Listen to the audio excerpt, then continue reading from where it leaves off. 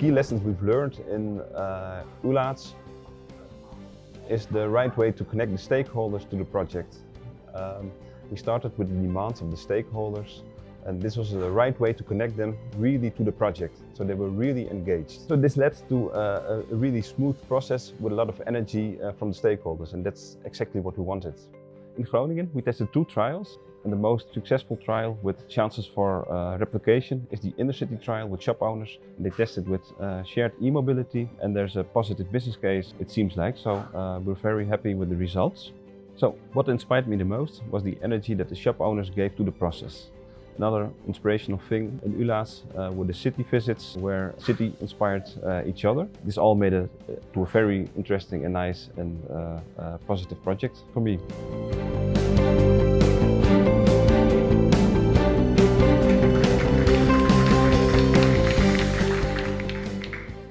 One of the key lessons we learned from ULaaDS was that realizing consolidation is still very hard.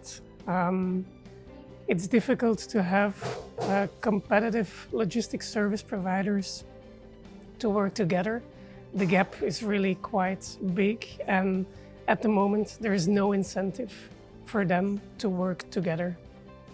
We tested the concept of cargo hitching, where an autonomous vehicle not only transports people but also parcels. And what we learned there is mostly how the market works, and we know more about the Belgian legislation when it comes to autonomous vehicles. So we can share a lot of our knowledge and expertise, but evidently it's limited to the Belgian legislation.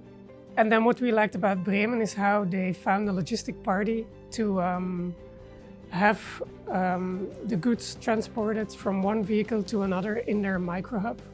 That's something that we found a bit harder to realize in Mechelen as well.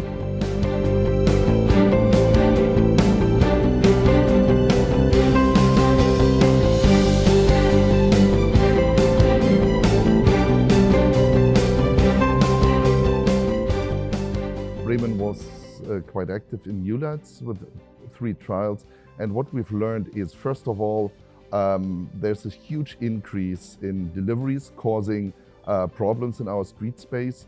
That is one of the reasons why a cycle-friendly city like Bremen, of course, is looking into the potential of cargo bikes for commercial use.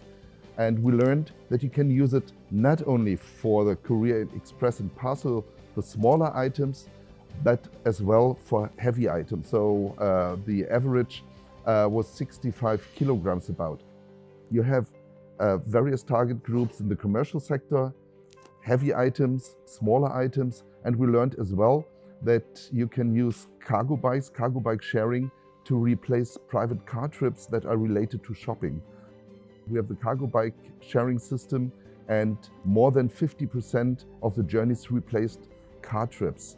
And I think we have to really see that it's a whole range. Of course, it requires, or it can be very supportive if a city is cycle-friendly. There's a huge potential for replication with cargo bikes for delivery services of all kinds, micro-hubs, especially in city centers, and as well cargo bike sharing. That's something that addresses more private households. Not only, it has a huge potential to replace car trips, so to reduce the overall burden of traffic in cities.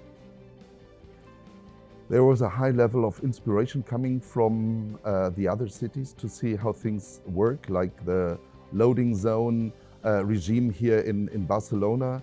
That's something, I think, where we can learn a lot in Germany, that we really not only should have rules, but should enforce them. So there was a lot of inspiration on this practical level, also to see how authority people talked with the business community. I think there's a lot of replication potential also to our city.